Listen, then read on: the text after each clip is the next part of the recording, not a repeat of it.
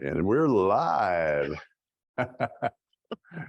Brenda and I are hanging out here just talking. So all of the other activities. So, hey, welcome. I'm going to have to Good bring this morning. down. I need to bring you a box See, or this is a something. big guy here. Then. All right. I'll that I'm lean working down like with. this. Yeah. So today's hot topic features this lady. And so what it is September 20th, 2022. And you know what you probably have been hearing about is the Michigan first time home buyers savings account. I think that's what it's. Basically, that's exactly what it is. So what I did is about a week ago, I asked her to become an expert on it. And so your featured speaker today is this lady, Miss Brenda Davis. Good morning. Good afternoon now. Well, it is afternoon because it's 12 o'clock. It's a little after 12 o'clock now. Yes, that's exactly what I'm going to talk about today. It's a program that's available to us Michiganders only. It's a bill, Public Act numbers 5 and 6, which Governor Whitmer put into effect in February of this year. And it actually dates back, the effective dates of this program would be January 1st, 22 through December 31st of 26. And this is a home buyers saving program. And what it does, it allows anyone to establish a savings account in which they can deposit funds strictly for the purchase of a new home. The account can be assigned a beneficiaries. For example, if I wanted to establish a savings account for one of my daughters, and the purpose of those savings was to be directed towards the purchase of a home, then I could still put my daughter's name on it as a beneficiary of those funds. The funds that are held in that savings account can only be used for the purchase of a property. And the stipulations would be that you cannot commingle those funds with a separate or a different account. You would have to establish a separate account designated for those funds only. It gives you some tax benefits. The owner of the account would be able to, as a single taxpayer, they would be able to deduct $5,000 from their tax return. And if you're filing jointly, you would be given a $10,000 tax benefit. There are some other stipulations there as well. The total amount that can be deposited into any account would be $50,000. That would be the max that you could deposit into one of these first-time home buyer savings accounts. The other stipulation is that your financial institution would not in any way be held responsible or accountable for making the Michigan treasurer aware of the fact that this is in fact that type of account. That becomes the responsibility of the account holder when you file your taxes and provide that savings accounts information. You would then indicate that it is a first-time home buyer savings account. So that's the way the government is made aware that they should be able to give you those type of what's the word? Not Tax benefit. Tax benefit. That's the only way that they will know that particular account is due the tax benefit of $5,000 for a single filer or $10,000 for a joint filer. I did indicate that the maximum amount that's allowed to be deposited is $50,000. And the way you become eligible, you must, what they consider to be a first-time home buyer is anyone who has not purchased a property within the last 3 years from the date of the purchase of the new home. This particular benefit or bill, as it's called, will be available again from January of this year, and it goes through December 31st of the year 2026. So let me see if we have any questions in this chat bar.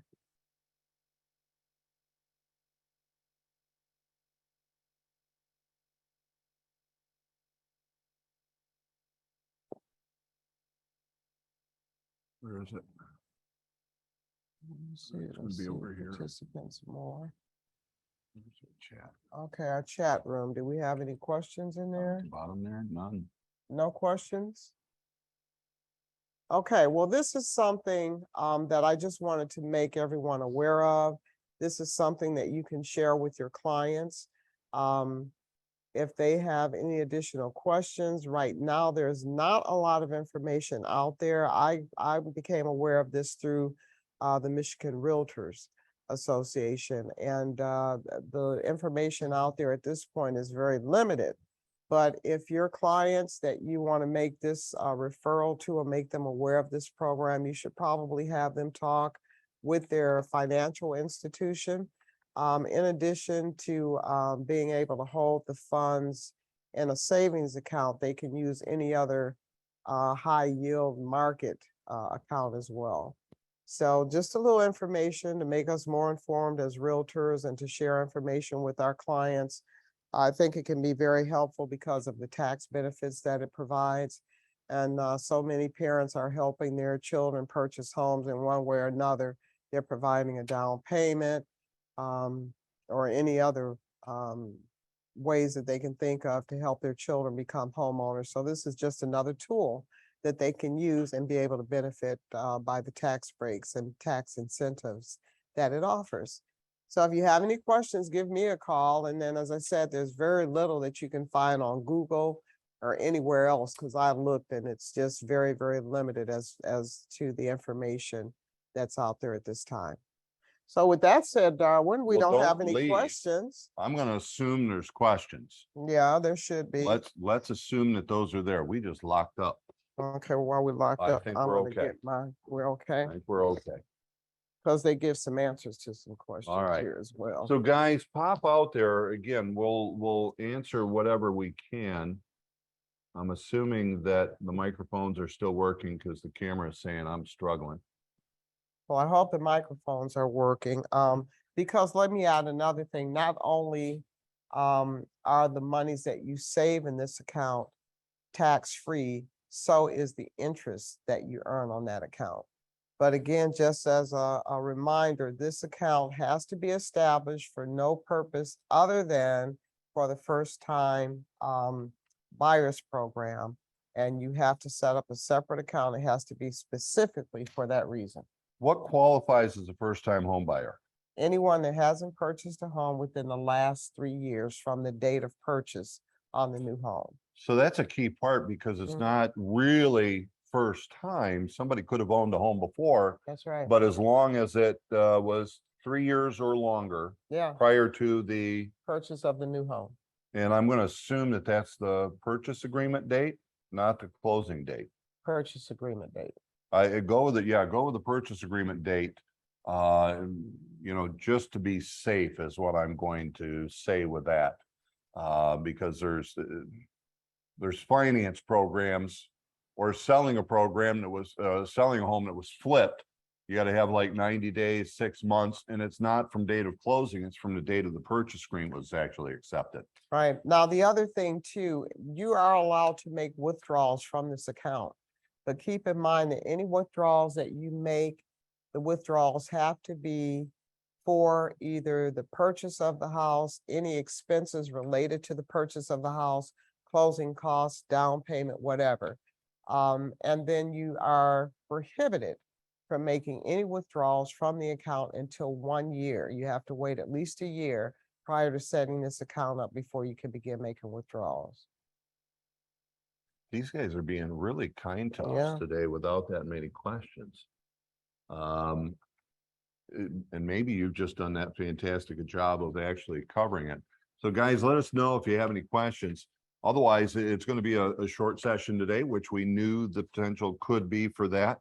So let me hang and just give a little bit of hodgepodge of a couple of things that I want to make sure that you guys are aware of. Currently, we do have going on the School of Hard Knocks. And last week, Thursday was the first session. And we had, with that, it did it again. Mhm. We had 47 appointments that were actually set. Now, those 47 appointments. Is that plugged in down there, boss? Yeah. Those 47 appointments came 38 with the sphere of influence in no time, and then switched over. I think give me a second here, guys, just to get this camera back up.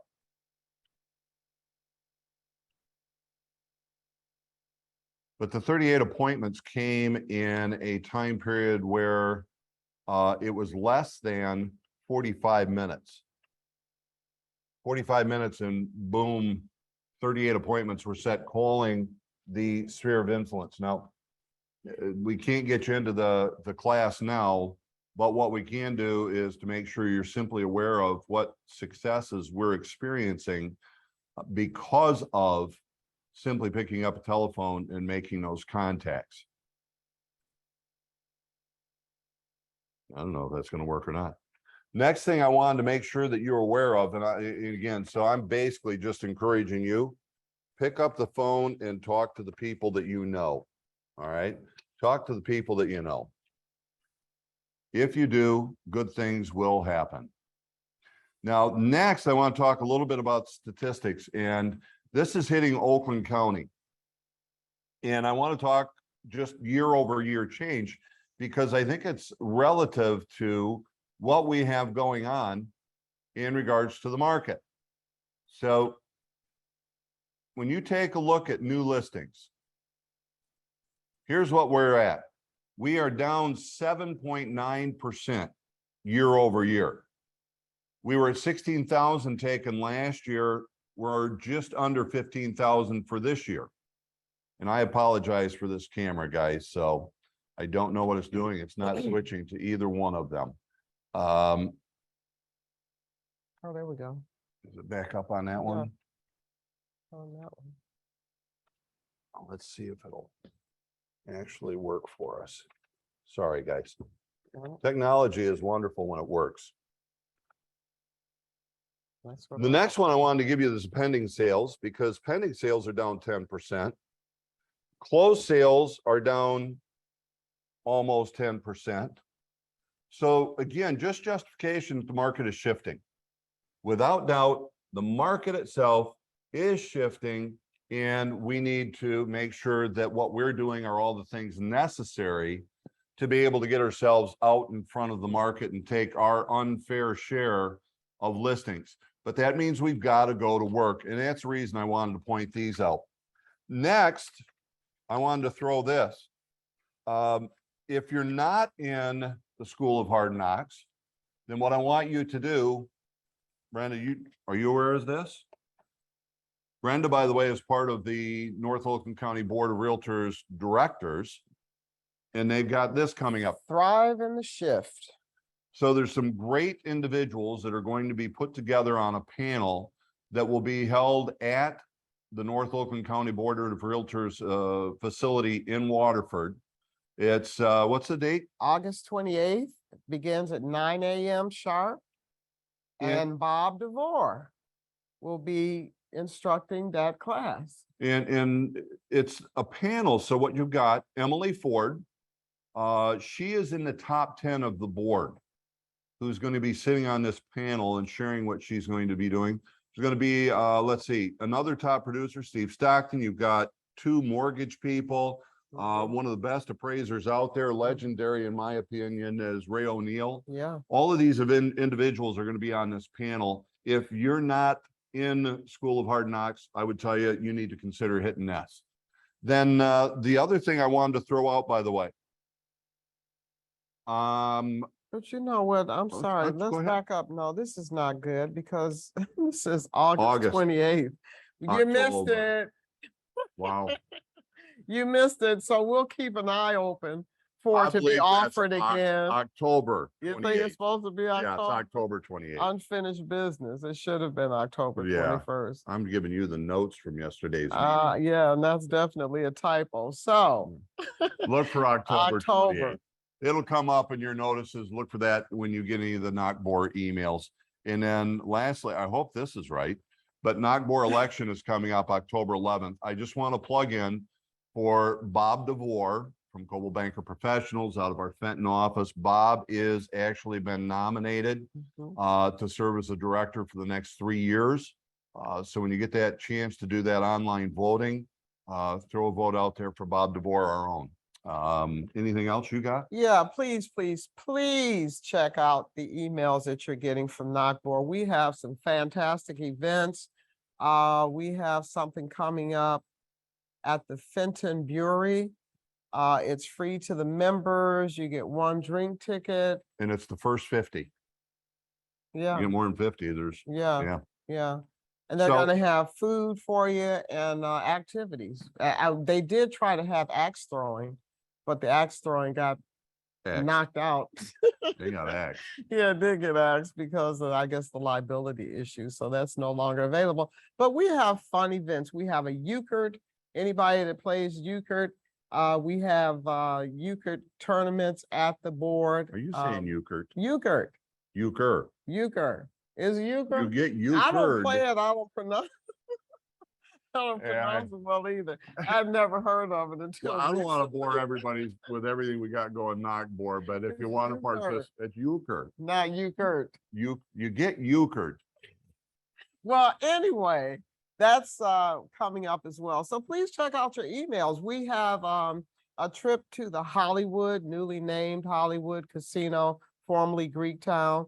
We've got a bus trip going there. They're going to have food and drinks on the bus, and that should be fun. We also are looking at doing something else. I think you hit them all. Yeah, I'll tell you, while we you're have thinking the, about that, let me go back.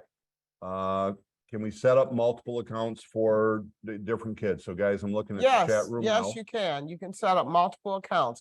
When you set up the account, make certain that you assign a beneficiary. And anybody can set it up, right?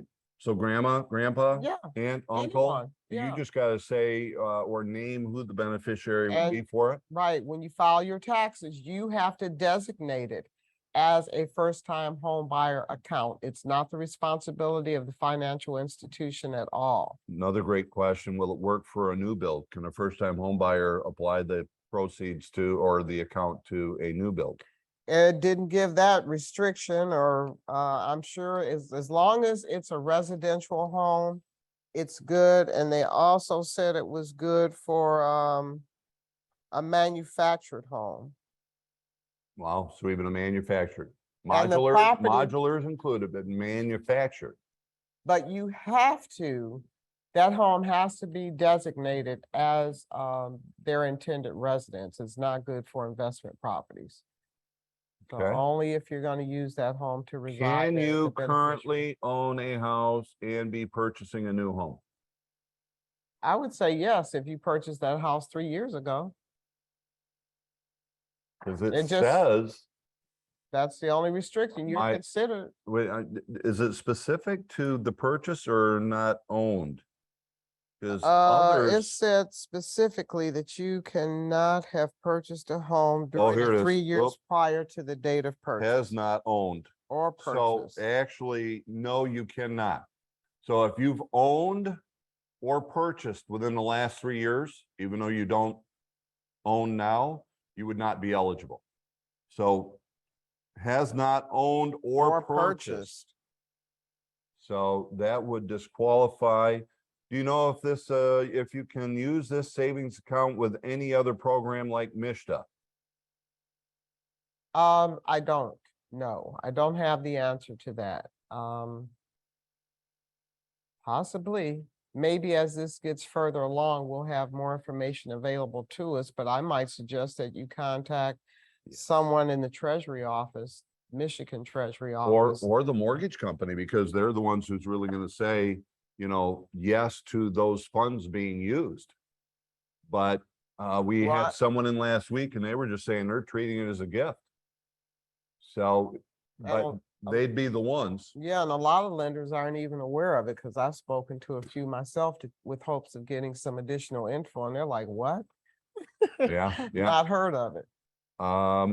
Tony, how convenient. Well, come here. Good afternoon. You gotta jump in right behind us. I think people can still see you even though I'm the tallest one here. A question came up is we're doing the Tony Abate, by the way, Ross Mortgage. We're talking regarding the Michigan First Time Homebuyer Savings Program. Mhm. Question came up, are those funds going to be able to be used for a MISTA program? You can. The fund is not specific to a certain type of program. It's more of a tax advantaged fund for the person that's donating the money. So you can. Relative to MISTA, MISTA is the last dollars that are going to be going into a transaction. And so what I mean by that, for every dollar that the borrower contributes, that would potentially reduce the amount of MISTA money available. Okay, so in other words, the MISTA money is only available on an as needed basis. Awesome. But the short answer is yes, you can use it for all transactions, really. Good, Okay? convenient. I'm glad he's here. Tony Abate. Thanks, bud. Thank you. You gonna be here a minute? Yeah. Okay. All right, let's see, okay, yep, and now we're visible again. We can see you. Do you know if you can use this savings account with, there's that. Oh, I'm going the wrong way. Going slowly. Class again was October 28th. That's the anticipated time, 9 a.m. That was the NOCBOR class. And Let me Yeah. say this too. We have an annual membership meeting coming up, NOCBOR. It's going to be at the MSU facility in Troy off of Crooks. And that begins at, doesn't say a think that's time, at I think 9. 8 o'clock in the morning. yeah, I for the think breakfast. for the breakfast. It's really a very informative meeting. It gives you a lot of information, plus you get a free breakfast. Unless the if you're a facility. non-member, Yeah, if you're a non-member, you gotta pay. but you can come, informative. I don't want to bore all of y'all because I know not everybody's not bored, but I have nothing else. It looks like we've got all the questions answered in the chat room. Okay. So we're actually having a short one today. I hope you enjoyed and we'll see you next week for another Hot Topic Tuesday. See you guys. Bye. Have a good day.